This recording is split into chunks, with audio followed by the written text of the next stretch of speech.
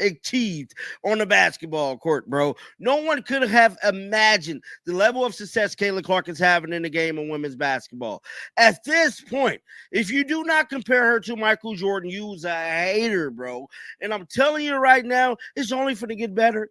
Yes, sky is the limit for superstar player Caitlin Clark, with Nike possibly on the cuffs of announcing her signature shoe and her signature logo. All Caitlin got to do is go out there and perform, man. And I'm telling you right now, them shoes is going to sell off the racks. Now, a lot of people has been voicing their opinions and their kind of frustration. Sports media personalities and basketball enthusiasts continue documenting criticism directed toward Caitlin Clark. The Iowa standout has demonstrated exceptional performance throughout her second season, surpassing expectations on the hardwood. Few anticipated the remarkable achievements Clark would accomplish within women's basketball circles. Observers who failed to acknowledge her elite-level talent appeared misguided in their assessments. Her trajectory suggests continued excellence ahead. The ceiling remains unlimited for this exceptional athlete. Nike reportedly prepares to unveil her personal footwear line and branded merchandise. Clark simply needs to maintain her stellar court presence. These athletic shoes will likely generate tremendous consumer demand upon release. About the way Caitlin Clark came back yesterday, she's been receiving a lot of hate. She's been receiving a lot of love. We finna break it all down in this episode. Guys, we got to head on over to Twitter because look like Dave Portnoy wasted no time getting at none other than Geno Auriemma. Now, we all remember Geno Auriemma signature. His signature call out last year of Caitlin Clark. And I'm telling you right now, he's looking like a fool to date, bro. So let me pull this up for you real quick. And pretty much, various commentators have expressed differing perspectives regarding Clark's recent return to competition. She has encountered both criticism and support from different quarters. The situation requires comprehensive examination. Dave Portnoy utilized social media platforms to challenge Geno Auriemma directly. Auriemma's previous statements about Clark from last season now appear questionable. Portnoy's Twitter activity included harsh commentary targeting the veteran coach. Dave Portnoy been talking all stuff on Twitter, bro. All stuff. So as you guys can see here, it said, did Geno Auriemma have the worst sports take in history? Let's check out what he had to say. The delusional fan base that follows her disrespected the WNBA players by saying she's going to go in that league and tear it apart. But they've got Caitlin Clark. These people are so disrespectful and so unknowledgeable and so stupid that it gives women's basketball a bad name. If you're a WNBA player, they were tremendously According to Portnoy's post, Auriemma delivered historically poor sports analysis. His previous comments included, the over-enthusiastic supporters following her showed disrespect toward WNBA athletes by claiming she would dominate that competition. These individuals demonstrate such disrespectful, uninformed, and foolish behavior that it damages women's basketball reputation. WNBA players face significant disrespect. Additional footage showed Clark connecting on consecutive three-point attempts. Commentary suggested she faced upcoming difficulties. Analysts questioned whether she possessed appropriate abilities for the league's physical demands. Some believed her communication style warranted whatever treatment she received. Critics argued she lacked the necessary build for professional competition. Respect. Clark, another long three. She's back. Diana said it best. This kid's in for a rude awakening. Second in a row. Clark stays red. This kid's on the wrong team. She's got the wrong skill set to handle the physicality of that league. Three over Brianna Stewart. I think she talks a lot of so she deserves everything she gets because she gives it as good as she gets. She's just not built for the physicality of this league. Clark nails it. That was by far one of the best delusional ever, bro. I can't even lie. Somebody said Geno was the biggest fraud in the history of coaching. One observer labeled Auriemma the most fraudulent coaching figure historically. They noted his lengthy tenure without advancement, suggesting he benefited from recruiting top-tier talent for decades, while presenting himself as a coaching genius. Critics viewed him as representing problematic gatekeeping attitudes within the WNBA. Portnoy extensively addressed these topics, while Rebecca Lobo also provided commentary about Clark's recent performance. There's a reason he never left for 50 years, basically landed 8 and 10 5-star recruits for half a century and acts like he's coaching God. Nope. Honestly, he's everything wrong with the WNBA and gatekeeper mentality. Yes, total retard. Telling you right now, man, Dave Portnoy made it his business to talk about that. But Rebecca Lobo as well did talk about Caitlin Clark today. Let's pull it up.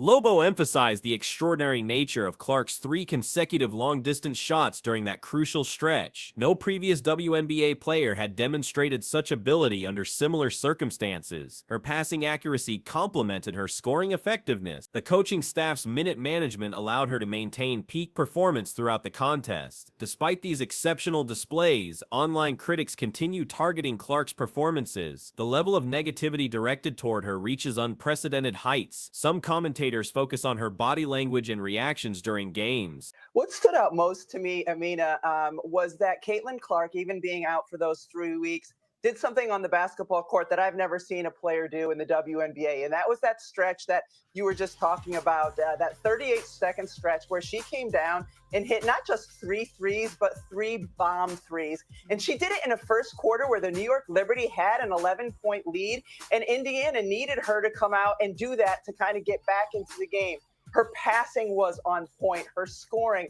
Footage showed Clark's shooting performance, 6 successful three-pointers from 8 attempts. After missing 1 shot, critics analyzed her immediate response and desire to continue shooting. They questioned her demeanor and reactions to missed opportunities. This criticism appears manufactured and unnecessary. The scrutiny seems designed to create controversy rather than analyze legitimate basketball concerns. Current and former professional athletes, particularly black male players, have increasingly supported Clark's abilities. Some observers find this support noteworthy and question its authenticity. Steph White took her out a little bit more, gave her a little bit more rest than we're accustomed to seeing from Caitlin Clark. She still played 30 minutes in the game, but that she had no rust, had a performance like that. And you could see the joy on her face, especially in that interaction you saw with Breanna Stewart about how happy she was to be back on the floor. The quad, what stood out most about Caitlin's performance yesterday? What stood out most to me, Amina, was that Caitlin Clark, even being out for those 3 weeks, Clark represents the premier talent in women's basketball. The suggestion that fans should reject exceptional players based on racial considerations appears problematic. She demonstrates superior basketball skills that would challenge many critics of her abilities. Those attempting to inject racial elements into basketball discussions mirror previous controversial debates surrounding Clark. Her current performance simply reflects elite-level basketball ability. She consistently demonstrates why she deserves recognition as potentially the greatest player in the sport. All-time high when it comes to Caitlin Clark. Now, this guy right here says she's still in just year 2, but I don't know if that will ever leave her game. Now, they're talking about Caitlin Clark body language. Watch this. Caitlin, she's been cooking, but she always does this. Even back her Iowa days. 6 for 8 for 3. She misses 1. Now watch. She wants the ball back. Watch her body language.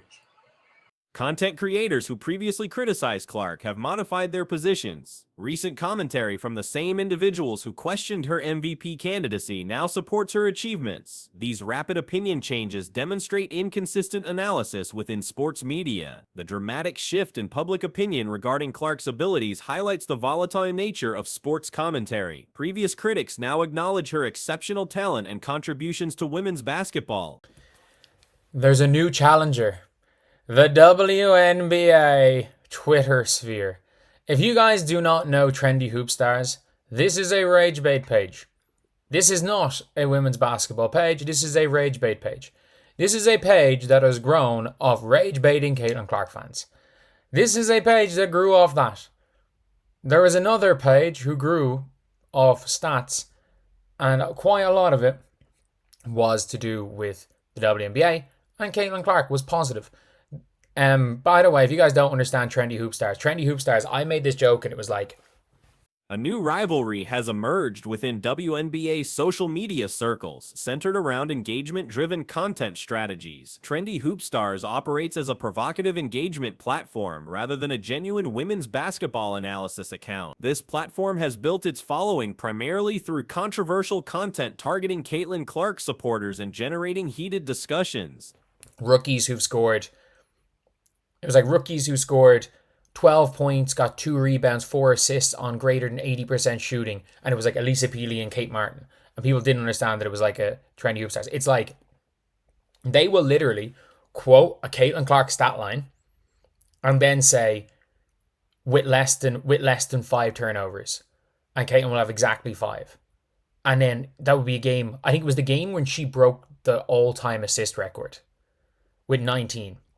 They were like players who had, I think she had like 7 turnovers that day. And it was like players who have had more than 16 assists in a game with less than 5 turnovers.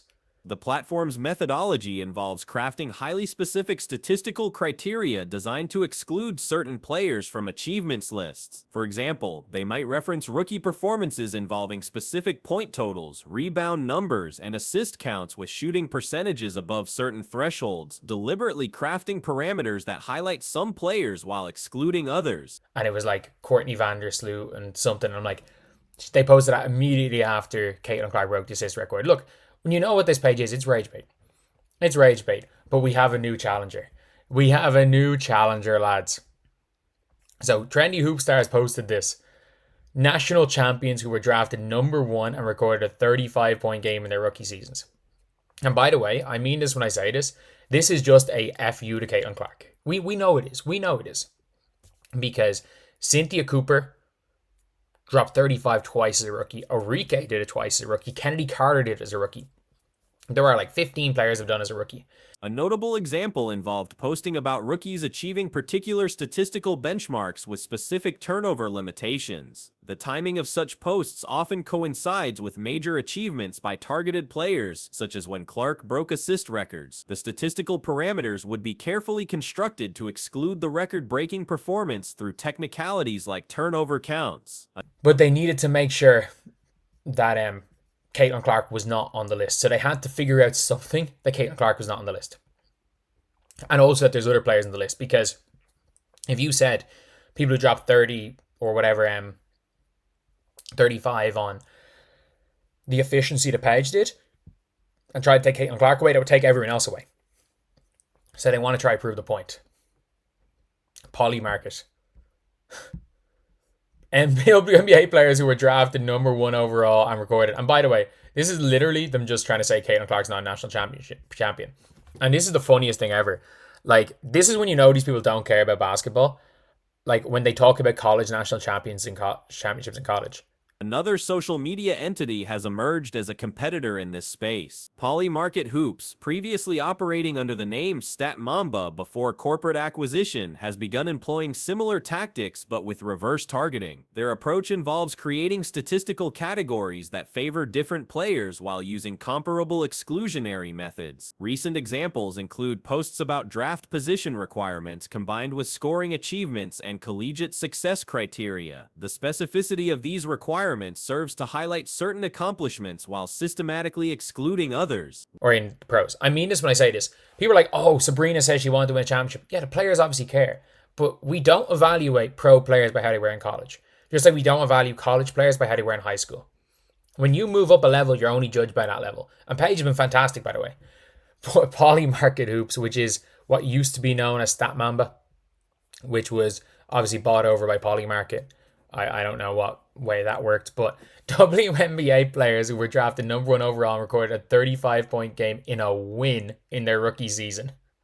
And they just put the same tweet out, except instead of saying national champions, said in a win because freaking Paige lost last night. When initial criteria don't produce desired results, modifications appear quickly, such as adding game outcome requirements when previous parameters become inconvenient. The dynamic between these platforms demonstrates strategic engagement farming through controversy. Professional players frequently interact with and amplify content from these accounts, particularly when the content aligns with their perspectives or grievances. Players who openly criticize certain stars tend to receive more favorable coverage and statistical highlighting, regardless of their actual performance levels. Statistical cherry-picking has become increasingly sophisticated, reminiscent of historical sports analytics phenomena. The Thaddeus Young comparison serves as a template where extremely specific statistical parameters create artificial groupings that appear meaningful but lack genuine analytical value. Many record announcements follow this pattern, featuring obscure combinations of statistics that weren't previously tracked or considered significant. The rivalry between these platforms has intensified into direct confrontation, with each attempting to outdo the other's engagement strategy. Content creators have begun explicitly trolling competing accounts, creating mirror posts with slight modifications to prove points about statistical manipulation.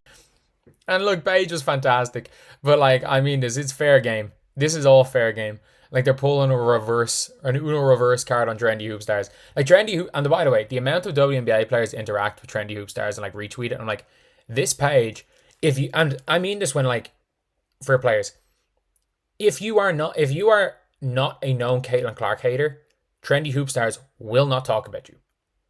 Or they'll talk about you way less. If you are a known Caitlin Clark hater, if you went on a live stream and said F Caitlin Clark and just went on a rant about Caitlin Clark, you better believe you could score 1 point on 17 shots and Trendy Hoop Stars would find some way that you've broken, like you've done something crazy. You've done something crazy, like.